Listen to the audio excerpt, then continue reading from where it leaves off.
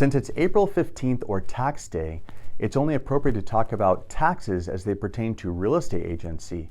Now, of course, this is all my opinion and this is not tax advice.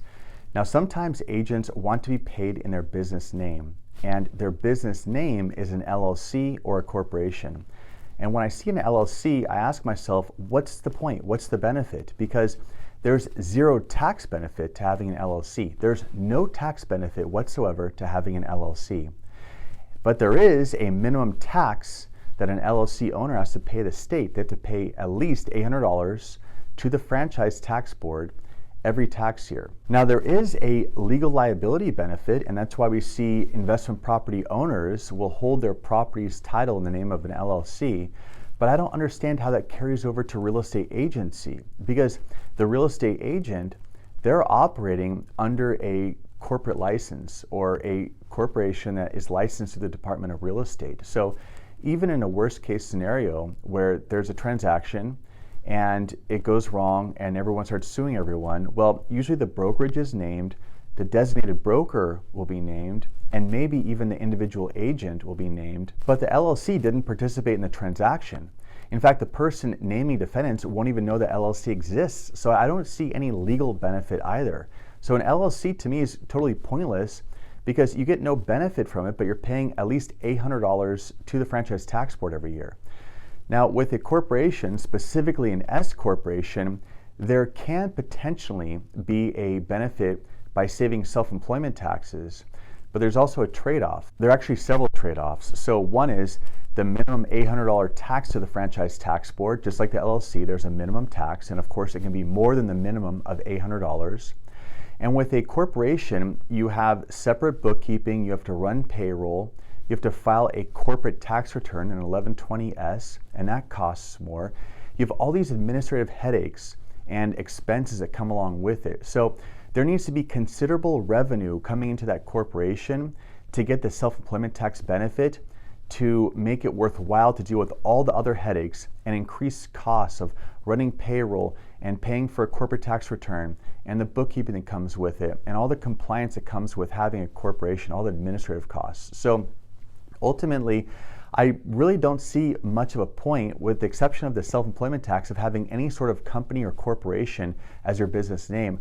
I usually ask myself, well, why not just go down and get a fictitious business name or a DBA filed with the county, open up a checking account, a business checking account with your DBA, your fictitious business name, and then have all of your income and expenses go through that account. So that account is like its own separate P&L statement for your business. You can see what's going in, you can see what's going out. It makes everything easy to track, and the cost is extremely little because you're filing with the county, and that is usually less than $50. And you likely can get a free checking account or low-cost checking account, and then it's up to you just to track your income and expenses. You still get all the write-offs. So to me, that is the most efficient way to do it. Again, that's just simply my opinion. Now, speaking of income, I often get asked about income and reporting and 1099s every year, and my answer is the same. I have an email template I usually send out, but ultimately, any income that comes in is the responsibility of the taxpayer to report.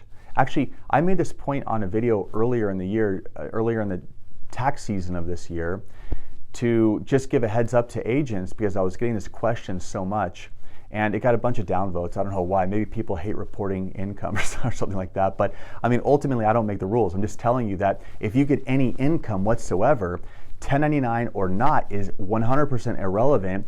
It's incumbent upon you, the taxpayer, to report the income you received. So agents ask about this 1099, and they ask, well, you know, I didn't receive this, or escrow didn't send that. And my question to them is, okay, what does that have to do with you reporting income? You know how much you deposited into your account. You should be keeping track of all the money that comes in. If you're a real estate professional, you have commission checks going into your account you can easily track down in your banking. If you sold a property and you didn't get a 1099-S from escrow, you have a final closing statement. You have the wire that hit your account with the proceeds from the sale. This isn't some mystery. You know how much money you earned. That's what you're supposed to report on your whatever tax form, whether it's a proceeds from a sale or if you're a real estate professional, likely a Schedule C. And so it doesn't matter. The 1099 is simply, imagine this, it's a carbon copy that you're being copied on of what someone that paid you is reporting to the IRS. They're letting you know what they told the IRS, as to how much they paid you. That's it. It's a carbon copy. It has nothing to do with a taxpayer's responsibility. Thinking that just because you didn't receive a 1099, whether it got lost in the mail or the brokerage went out of business and wasn't able to send them because whoever ran that shop didn't have their act together, it doesn't matter the reason. It doesn't matter if it gets lost in the mail. It's up to the taxpayer to report. Now, once people come to terms with the fact that whether or not a 1099 comes in, you have to report all of your income, and it's almost certainly going to go on a Schedule C, then you can actually do the responsible thing and look at all the expenses that you incurred.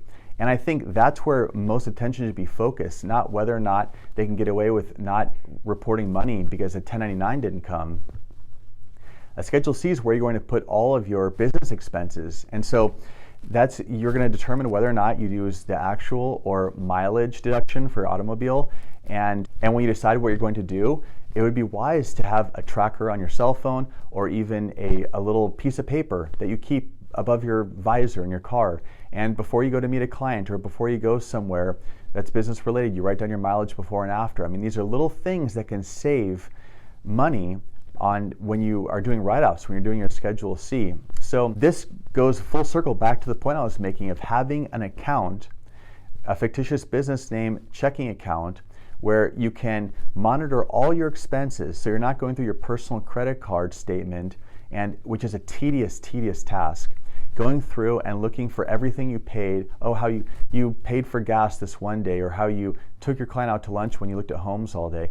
I mean, it's a huge headache to go through statements retroactively and try to figure out which was a business expense and what it was used for. It's much wiser to have a receipt that you write something down on immediately, to track things as they happen, to track your starting odometer reading and your finishing odometer reading before you are out showing homes to clients all day.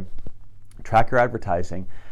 Your cell phone, what % of your cell phone usage is allocated toward your business? If you have a home office, how many square feet of your home office is allocated toward business use? So create a list of all the different costs that you incur as a real estate professional and use these expenses to offset your self-employment income that's going to go on your Schedule C. So that's it. That's my short announcement on real estate taxes. Track everything very carefully. If you can, even have a separate credit card or even a separate debit card tied to your business name bank account so that you're very organized, so that you have a list of legitimate expenses to deliver to a tax pro when it comes time to do your taxes next year. Thank you for watching, and please leave a comment.